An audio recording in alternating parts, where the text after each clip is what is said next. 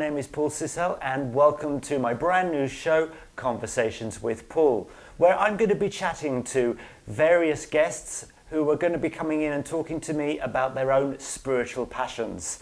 And this week, my very special guest is a lady who I've known for a great many years, Rachel Patterson. Hi, Rachel. How are you? Hi, Paul. Very well, thank you. Thank you very much for coming and joining me. Thank you for the invite. No, my pleasure. Thank you very much for being here. Just to explain a little bit about me before we go into talking about Rachel there. I've been working as a spirit medium for possibly 20 years now, and for those who don't quite understand what perhaps a medium is, let me just take a few moments to explain that. If you're going to seek out a medium, you're going to be looking initially for somebody who is going to be able to connect with your loved ones, people that you would know who have passed over into the spirit world. And it's my job to endeavour to connect with those loved ones, bring them forward, give you the evidence of survival, of their ongoing existence after life, and then to allow their guiding messages of love to come forward to help you in any difficulties that you have. So I just wanted to take a few moments out before we started chatting to Rachel there to explain a little bit about who I am and what I do. However, you can visit my website at www.paulcissell.com for more information if you want to know a little bit more about me. But let's go over to my guest Rachel now, who has joined me here on the couch, and we're going to be chatting. So Rachel, come on, tell us a little bit about yourself. Okay, well, I guess the main thing is that I'm a witch, a pagan witch. Okay. But What was it? You said pagan witch. Yes. So just for those that are novices and don't understand all of this, what is the difference? Witchcraft is a practice. Okay. That's the magical form of practice. The actual spiritual side of it is usually paganism. Okay. Although you can have Christian witches as well and Right. various other religions. Oh, wow. So witchcraft's the practice.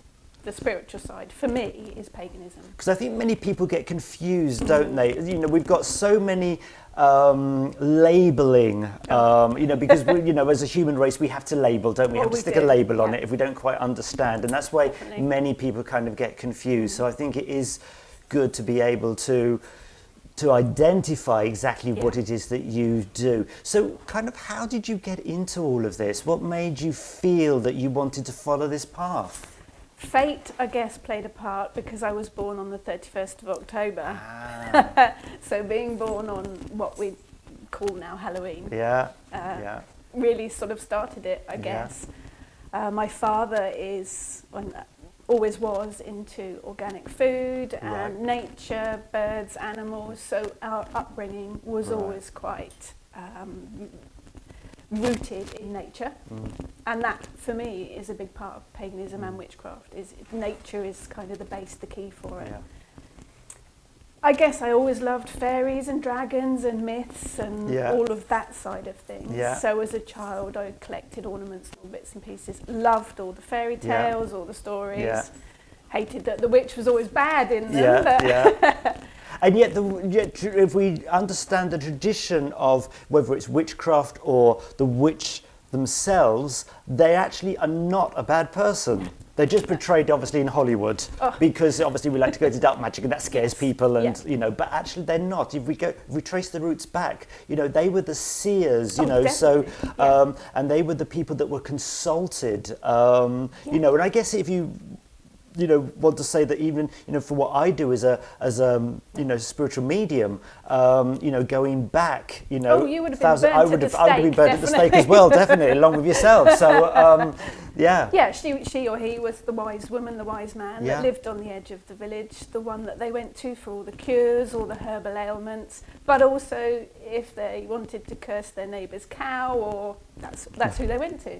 It was someone that had knowledge, basically, absolutely, of nature and natural things. Yeah, and you just say somebody that lived on the edge. It just made me chuckle there because I've just recently moved, and where I've moved to, I'm just on the edge of the village. So you just say that just made me chuckle a little bit. That's put you in your box. It has, hasn't it? Yes.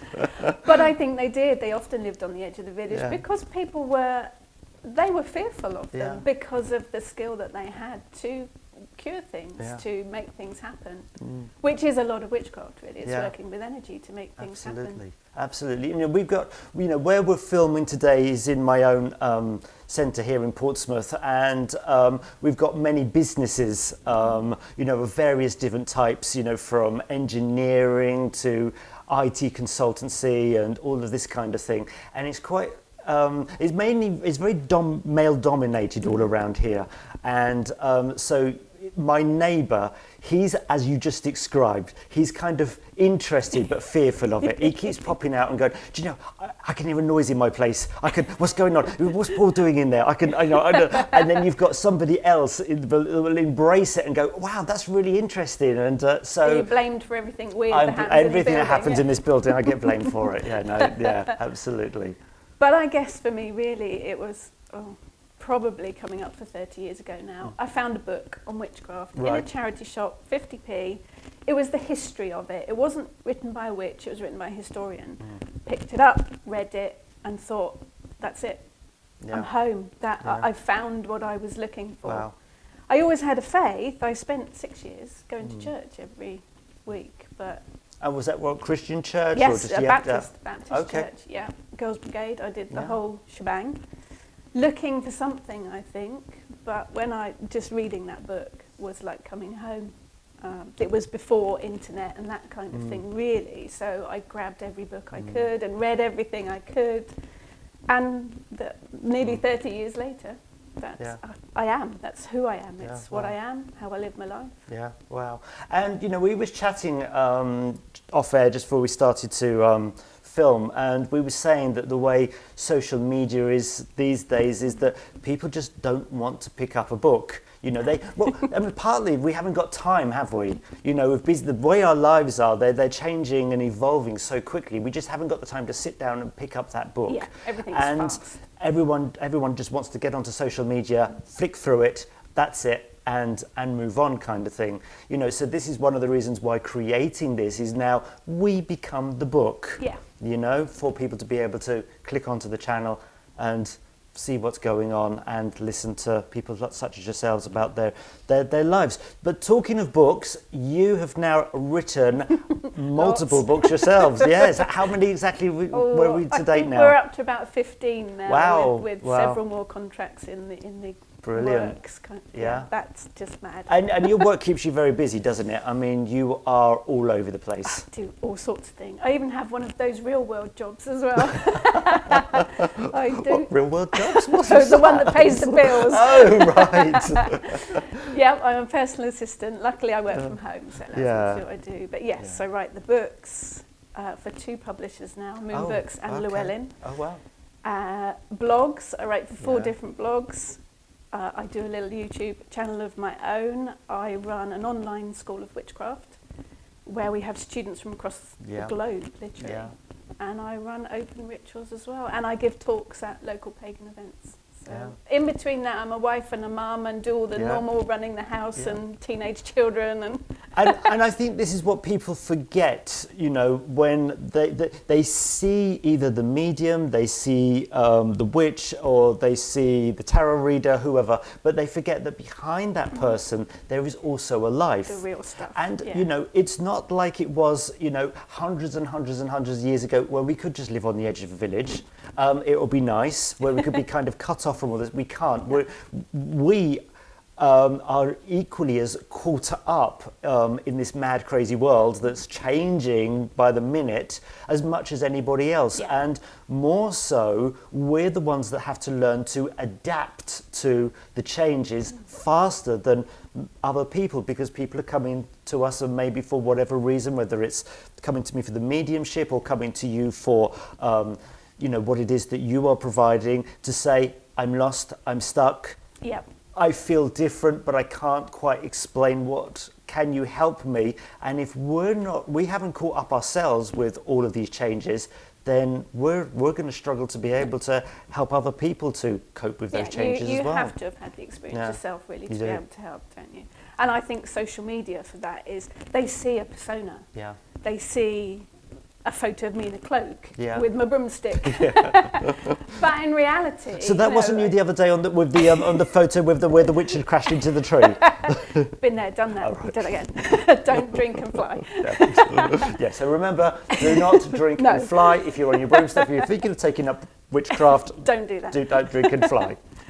But I don't get up at 5 o'clock in the morning and collect the dew from the flowers. I don't spend the whole day working spells and mixing potions. I've got kids. I have to get them off to school and college and do the housework, make the dinner, do my real job, do all the other stuff that everyone does has to work in with my life as a witch. And most of the time, I make it work. But it's got to be practical. It has to be practical.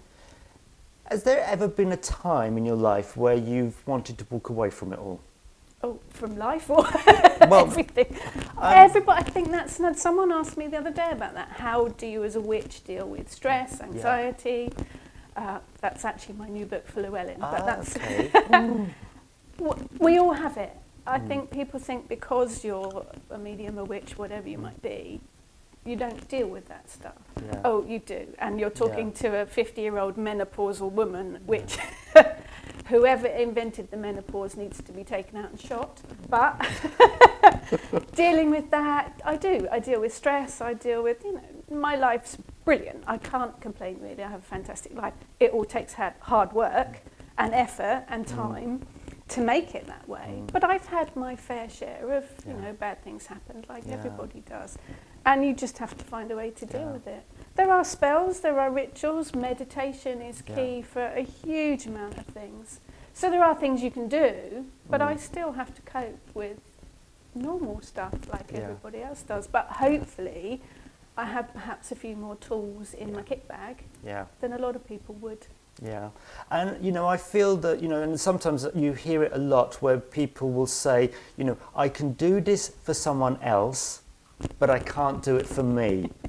And I say, you have to know how to do it for you. And I think sometimes it's a little bit of where people feel, I shouldn't use my knowledge, my gift for myself. It's a gift, I'm giving it to somebody else. I understand that principle, that theory, but if our own life is crumbling around us, how can we show somebody else to rebuild their life or give them the tools if we're not rebuilding our own life? And if we're poorly and sick, we're not going to be able to, we won't have the energy to help someone else. Absolutely. Yeah, it's got to start with self-care first. Absolutely, and that is very high on the list. And that's one of the things that I'm sure you do with your students, I certainly do with my students, is instill self-preservation. Look after yourself in the first instance. It's the same as when you're taking, a flight. They tell you to put, in the event of an emergency, if the air mask dropped down, put your own on first before you help somebody else. Same principle, isn't it? We've got to help ourselves before we can help, somebody else, really. I'm quite big on intuition. It's something that I push. I've fallen foul of it myself before now and not trusted those gut instincts, the ones that say it's really hinky, walk away from it. Yeah. And I haven't done, and I've ended up totally in it. Yeah. So I do push, that's one thing that I do push a lot. With anything, with life, with people, with witchcraft, trust your own intuition. Go with what feels right for you. It doesn't matter if someone else says it's right or wrong or do it this way or that way. Ultimately, trust yourself. Absolutely. And this is the one thing where you might be a witch, I might be a medium, there might be somebody else out there being a spiritual healer. But the one thing that brings us all together is that connection to intuition. And every single human being on the planet has that ability to be able to connect with their inner self and find that inner guidance. But it's like we're saying, we are so lost in the chaos of life that we cut ourselves off from it, and we struggle to find those answers. And of course then that's when I don't like to use the word mistake, but that's when we bring in experiences that might show us or teach us that perhaps we're not quite going in the direction that we should do. And, we all make mistakes, but hopefully the key is to learn from them. Sometimes you have to make them several times over. Yeah. Been there, done that. Yeah, exactly. And people throw around that word, the karma, don't they? And I don't think we always understand karma. People look at it as being a punishment when actually it's not. Karma is something that is a corrective tool that shows us that the choice of actions are not serving us.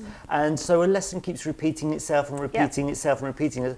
Okay, right, yeah. And then you start to listen, then we change the action, and then the outcome becomes completely different. So I am very much of the opinion that what you put out there comes back to you. How you treat people, how you talk to people, words, actions, doesn't matter what it is. Yeah. If you're good to people, nice to people, then it should, fingers crossed, come back to you. Absolutely. If you are going to be gossipy and evil and nasty, and it is going to come back and smack you in the face. It always does. Yeah. It always does. So what are your sort of forthcoming plans? Where are you? What's coming up for you for the rest of the year, shall we say? What have you got planned? Busy year, very busy year. I have 2 book deadlines this year. Oh, wow, okay. One of them is with Moon Books, and that's my first cookbook, which is very exciting. Practically pagan cooking. Wow. Got a bit of a reputation for baking cakes, so it had to happen. Yeah, wow. So that's got to be finished this year, and I've signed with Llewellyn, my first book with Llewellyn. Deadline is end of July this year. Okay. For getting it written, it'll be 2020 before they both come out. Okay. That one is A Witch's Journey, which I was asked to write, one to deal with stress, anxiety, all of those, for want of a better word, negative issues that we deal with, but using witchcraft to help you with it. Which at first I went, and that's not me. But actually, when I started writing it, it has become quite a personal journey. And I have drawn on all my experiences and issues that have happened to me and produced the tools to hopefully help people to deal with it with rituals, spells, meditations, all sorts of bits and pieces that I draw upon.